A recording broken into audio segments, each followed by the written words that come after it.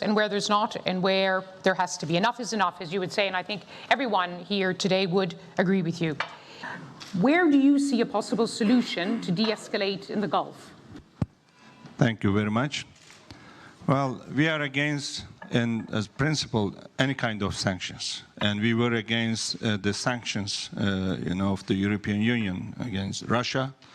And nowadays we are trying to convince our American allies that we cannot go anywhere with sanctions. We rather dialogue and engagement we prefer.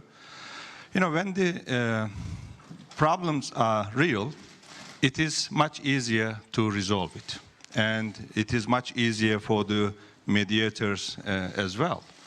But most of the problems in our region, to my mind, are artificial. Okay, of course, the sanctions against Iran. In what way?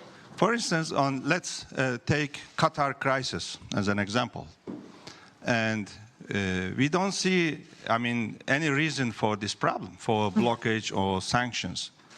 And while we were supporting the mediation efforts, the wise leader in our region, His Highness Emir and Kuwait, and from time to time efforts of Oman, we also try to be mediator to resolve the issues. And the four countries, for instance, promised Turkey to provide the evidences because there were serious claims against Qatar.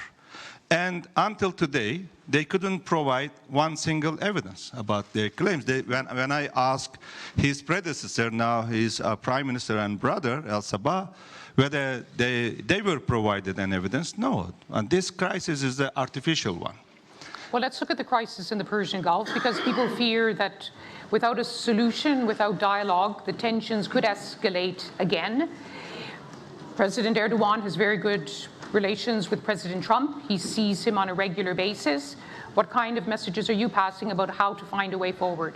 And today also they spoke once. They were supposed to speak 4 o'clock in Turkish time. 2 hours ago. About? On this, all issues, Syria, Idlib, Libya. Syria, and this so-called deal of century, whatever it is. And we have been advising United States and the sanctions with Iran, they cannot get any outcome or any result. They have to be better engaged. The question. What reply do you get to that? It seems that Trump is ready to meet Iranians. That's why they sent Abe to Tehran before G20 summit in Osaka. That's why Trump wanted to see Javad Zarif in Paris on the occasion of G7. But the difference is, there is a dilemma. And the difference is between them that Trump wants to meet Iranians without any precondition. And Iranian doesn't want. While the sanctions are, they are suffering from the sanctions. This is the main difference. Otherwise, I think two sides are ready to meet and to continue these negotiations. And maybe they need some mediators at the beginning, but I don't think none of the side needs mediator afterwards to continue their negotiations. So this is the issue. The impression we get from Iran is that they don't want to meet bilaterally. They would like to have it within the framework of the JCPOA, the Joint Comprehensive Plan of Action, the Iran nuclear deal, the Security Council plus Germany to continue the negotiating framework that had worked in the past, and also that sanctions could be lifted. Well, I'm not here to speak on behalf of Iran. No, we but have in the just sense of you said they wanted to Zarif. see. But to my mind, if they agree on the sanctions or some of the sanctions are lifted, I think they can meet bilaterally as well. This is what I see, but I cannot prejudge in advance any decision of. But I would imagine that for Turkey, you have bigger issues on your agenda. The quite controversial involvement in Syria. There's a Libyan involvement as well. Turkey is becoming very involved in the region. So where does the tension in the Gulf in relations with Iran fit in? It's a lower priority? Because you're just not as engaged as on the other issues where you're actually militarily involved. Not really. And the stability and the peace in the Gulf region is our stability and our security. therefore we don't pay less attention there. But we have differences, of course, with some of the Gulf countries. That's why we couldn't convene the GCC plus Turkey meeting for a while, but eventually we can resume those kind of meetings. But now everybody is paying attention to Libya. And our engagement, actually, with only the legitimate government, balanced the situation on the ground. At the same time, Turkey was key actor to enhance a ceasefire together with Russia, and despite the fact that Haftar has been violating it, but overall it is still there, and we have been contributing to the political process through Geneva, Berlin conference, and tomorrow we will have the follow-up ministerial. But the engagement of some of the Gulf countries in the region is very dangerous. Very dangerous. Then they believe that they have the money and they have the full support of the United States and Israel right now, so they can change everything. They can buy the countries, and they can change the systems everywhere.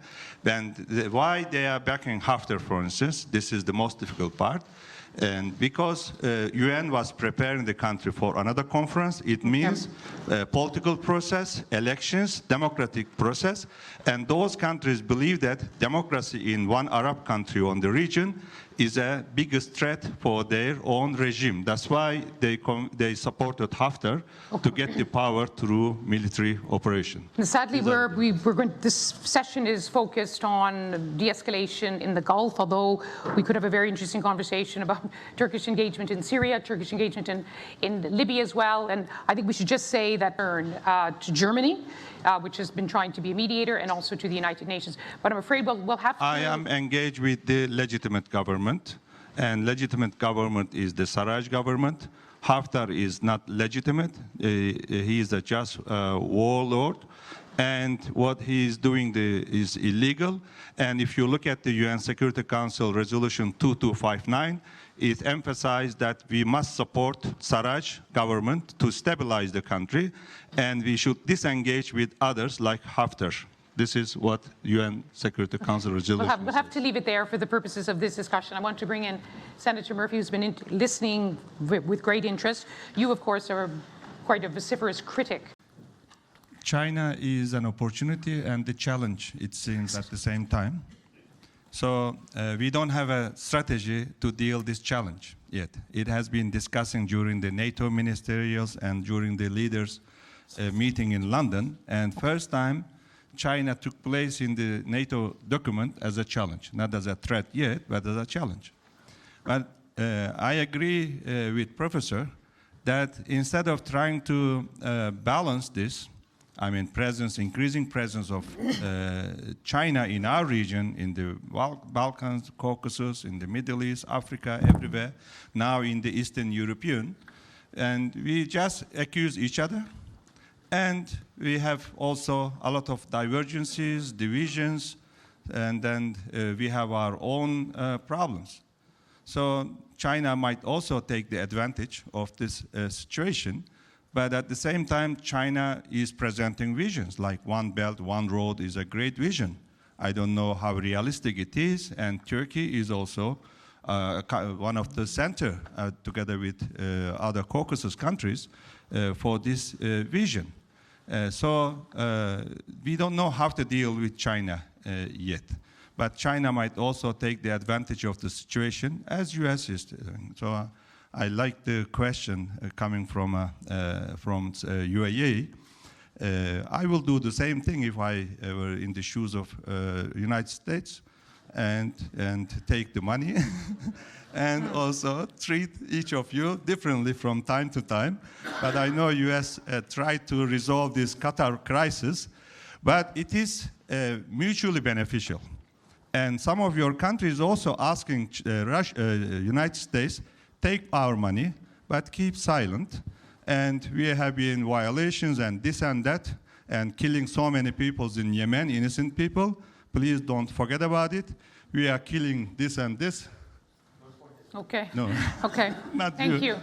Thank you very much. Okay, we Yeah. killed the journalists, but take the money and please don't raise this too much. So it's mutually beneficial. By the way, some of your countries asked United States not to attack and Iran because of the possible devastation for the region. And I know who did it from your country. Which is who? Saudi Arabia. No. She's from UAE. UAE. UAE. Not from Saudi Arabia. Yes. U.S. was asked by some of the politicians in the region, leaders, not to attack Iran after this shooting down of the American drone and other activities.